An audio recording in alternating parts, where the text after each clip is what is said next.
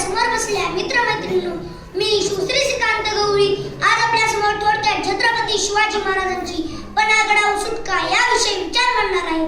अफजल खान पाठोपाठ महाराजांनी रुस्तुम बेगम व फजल खान यांचाही पराभव केला.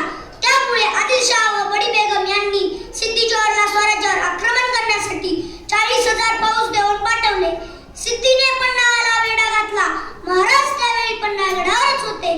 4-5 महिने झाले सिद्दी वेढा उठवण्यास तयार होईना. मित्रांनो, या जगातलं पहिलं लॉकडाऊन हे 350 वर्षापूर्वी महाराजांनी पन्हागडावर अनुभवलं होतं. माणसाचं काय, मुंगी सुद्धा आत येणार नाही अथवा बाहेर सुद्धा जाणार नाही, इतका वेढा कडक होता. त्यातून बाहेर कसे पडायचे याचा विचार महाराज करत होते. महाराजांनी शक्तीपेक्षा युक्तीचा वापर करण्याचे ठरवून एक युद्धनीती आखली.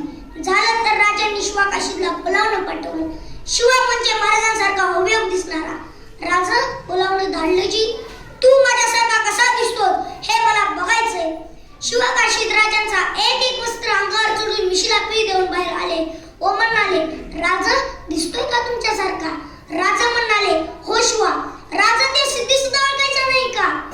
शिवा, तुला कसं कळलं मी सिद्धीकडे पाठवणार आहे? इतक्या दिवस तुमच्या संग आहे राजा, द्या की राजा विडा. राजांनी शिवाला मिठी मारली. तोच महाराजांच्या डोळ्यातून एक थेंब शिवाच्या पाठीवर पडला. कारण आपल्याला शेवटचं बघायचं आहे. सिद्धीला भेटायला राजे येतील असा निरोप पाठवला. हे एकदाच सिद्धीचा वेढा ढिल्ला झाला. सिद्धीच्या शाम्यानाजवळ शिवा काशीदची पालखी आली. सिद्धी शिवा काशीदला शाम्यानात घेऊन गेला. सिद्धीने आपली तलवार सपकन चालवली व जिरेटोप खाली पाडला. त्यांना खून झाली नाही. सच बता, तू ही है शिवा, बेमौत मारा जाएगा. हो हो, मीच आहे शिवाजी महाराज. अरे, जन्माला जरी शिवा काशीद म्हणून आलो असलो तरी मरताना शिवाजी महाराज म्हणून मरतो. हे भाग्य काय कमी आहे काय? एकदाच सिद्धीने आपली तलवार चालवली. शिवा काशीदची गर्दन खाली गेली. राजांच्या पालखीचे नेतृत्व करणाऱ्या बाजी प्रभू देशपांडेंनी सांगितले, पायातला चपला काढा, कारण पाऊस पडत होता. चिखलामुळे पाय अडकू नये, वाट लवकर कापायची. पायात काटा टोचला, दगड उठला, चिखल सगळं रक्तबंबाळ झालं. मुसईच्या पठारावर गेल्यावर बाजी म्हणतात, पालखी थांबवा. राजा उतरतात व म्हणतात, बाजी प्रभू पालखी का थांबवली? राजा सिद्धीचे सैन्य जवळ आले. पुढे एक वाक्य वापरलं, त्याची बकरीमध्ये नोंद आहे. राजे, निम्मेला घेऊन तुम्ही पुढे जावा व निम्मेला घेऊन आम्ही येथे थांबितो. मारिता मारिता झुंजितो, झुंजिता झुंजिता मारितो. राजा म्हणतात, नाही बाजी, आपण दोघे लढू, मेले तर दोघे मरू.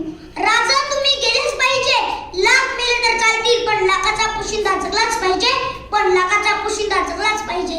राजा, शेवटचं सांगतो, विशालगडावर गेल्यावर तोफांचे 3 बार करा, म्हणजे मला कळेल राजे पोहोचले. झालं तर सिद्धीचे सैन्य आलं. युद्ध सुरू झाले. बाजी सपासप तलवार चालवू लागले. रक्ताचा थर प्रेताचा ढीग लागला. हे सर्व पाहून सिद्धीने एक झडी चाल टाकली. एका सैनिकाला घोरखिंडीच्या वर पाठवून ठासणीच्या बंदुकीने गोळी झाडली. गोळी सपकन बाजीच्या छातीत लागली. बाजी खाली पडले. पण गडावरून आवाज यायचा होता म्हणून तसेच उभारून तलवार चालवू लागले. झालं तर राजगडावर पोहोचले. तोफेला बत्ती लावली व तोफांचे